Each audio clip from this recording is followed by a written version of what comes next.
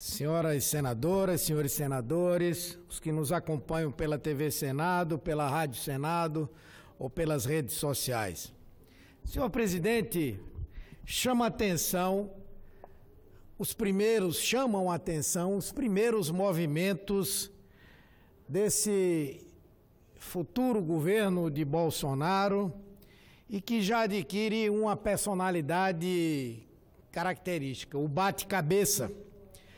Um futuro ministro desautoriza o outro. Outros que estão cotados se auto-apresentam como ministros pela internet. Algumas personalidades que de forma alguma teriam a condição de exercer funções pela sua profissão, pelo seu ofício, citados com a possibilidade de uma convocação. Uma reforma ministerial que é cheia de idas e vindas. E, de um lado, cria-se uma obra de marketing, um superministério que vai fundir a fazenda, o planejamento e a indústria, sem inclusive ouvir o empresariado, empresários que discutiram manifestar a posição da incongruência de aquele que rege as finanças públicas ser o executor de uma política industrial para o país. Não houve uma ausculta do empresariado e eles criticaram muito duramente essa decisão. Assim como o seu chefe, que é uma figura absolutamente soberba, que tem a soberba, o novo ministro ignora as críticas e diz que salvará a indústria brasileira, apesar dos industriais brasileiros. Vejam bem que concepção, que visão do superministro da Economia, o senhor Paulo Guedes.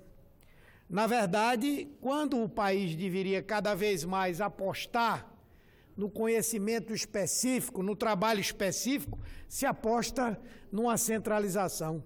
A última experiência de superministério parecida com essa foi a que aconteceu no governo Collor, com Zélia Cardoso de Mello, e que nós sabemos no que deu.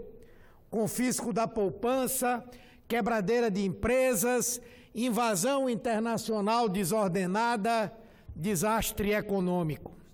Bolsonaro, para tentar driblar a própria ignorância, o próprio despreparo, cria o superposto Ipiranga a quem ele está delegando o país. E mais, os conflitos se ampliam. O Guedes entra em conflito com os militares que estão aí com o governo. Estes querem metade dos cargos da transição e ainda querem o controle da Petrobras. Eu quero, inclusive, chamar a atenção aqui das Forças Armadas para que não deixem haver uma identidade entre as Forças Armadas, os oficiais da ativa e esse governo. As Forças Armadas são hoje uma das últimas instituições da sociedade que gozam de respeitabilidade e credibilidade. Se elas ficarem identificadas com esse governo, senhor presidente, poderão ser arrastadas para o caos. Então, que fiquem os generais de pijama, mas que isso não signifique uma tutela das Forças Armadas.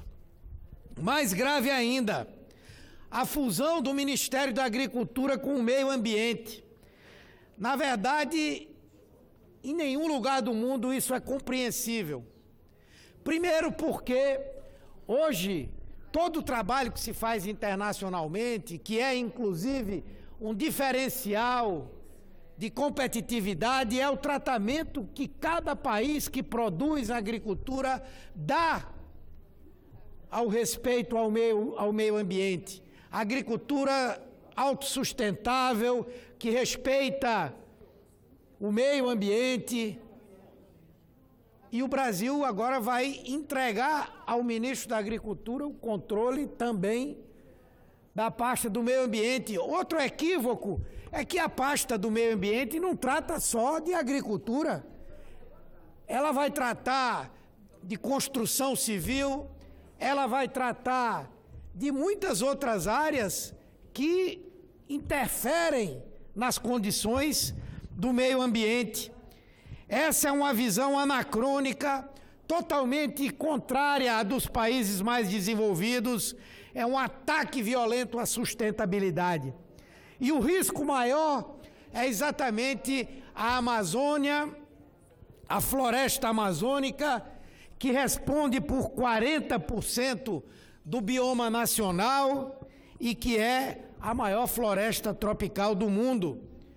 Já se somam as críticas de ambientalistas brasileiros e internacionais, órgãos importantíssimos como o IBAMA e o ICMBio são satanizados e atacados por criminosos que se sentem autorizados por essa lógica absurda.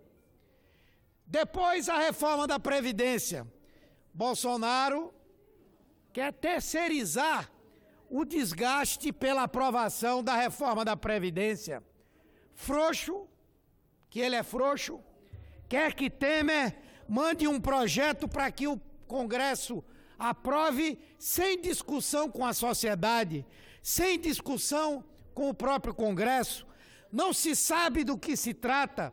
Possivelmente o modelo chileno, aposentadorias reduzidas para valores entre 30% e 40% do salário mínimo chileno. Isso gerou uma grave crise naquele país e, por ter dado errado, já se fala em uma contrarreforma. Aqui temos a proposta desse Paulo Guedes para a capitalização, que vai retirar contribuintes de uma previdência que eles dizem já ter um rombo catastrófico. Um futuro ministro diz que já quer ver aprovada este ano para que Bolsonaro não pague o desgaste. Outro afirma que não há espaço para a aprovação da reforma da Previdência agora. E os dois brigam publicamente. Sabe o que é que esse governo me lembra nesse pré-início? O governo de Temer. Era isso mesmo no início. Isso já é um prenúncio de que isso não vai dar certo. Não vai dar certo. Não tem um comandante. Não tem um comandante que tenha conhecimento do que é o Brasil, do que é a máquina pública, de como as coisas funcionam e que fica transferindo para um superministro tudo. O despreparo dessa equipe é assustador. Denota balbúrdia, falta de comando. O presidente eleito está acuado porque, como ele mesmo admitiu, não era o mais capacitado para a função. Está acuado na sua incompetência para gerir temas e coordenar uma equipe. O governo nem começou e já se mostra um festival de trapalhadas superior até mesmo aos protagonizados por Temer e sua equipe.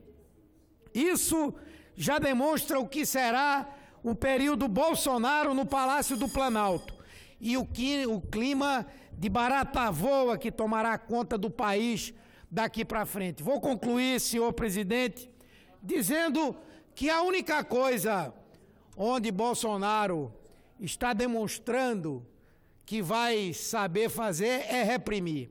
Soltou os lobos solitários, soltou os seus cachorros loucos para invadirem universidades, para agredirem cidadãos, para impedir o direito de expressão da população, para ameaçar outras autoridades, disso ele cuida e sabe muito bem, mas de administrar esse país, de saber o que é essa nação, de ter um projeto para o Brasil sair dessa crise que nós estamos vivendo desde 2016, quando esse governo de Temer assumiu por intermédio de um golpe. Nós não vamos sair dessa crise com a política do presidente eleito. Fico triste em dizer isso, porque o Brasil merece sair dessa situação.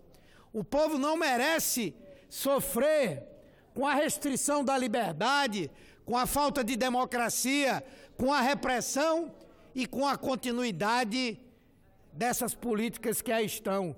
Não pensem que essa política ultraliberal, que esse Paulo Guedes, esse posto Ipiranga, está dizendo que vai aplicar, vai acabar com o desemprego, vai fazer o Brasil crescer, vai melhorar a condição do nosso país. Ao contrário, vai nos afundar muito mais. Vou concluir, senhor presidente. E todos aqueles países que adotaram medidas até mais moderadas do que essas que ele está propondo, estão hoje revendo totalmente os resultados que foram produzidos. Então, senhor presidente, eu venho aqui triste fazer o registro de que tudo aquilo que nós temíamos já começa a se mostrar mais cedo do que nós esperávamos. Muito obrigado.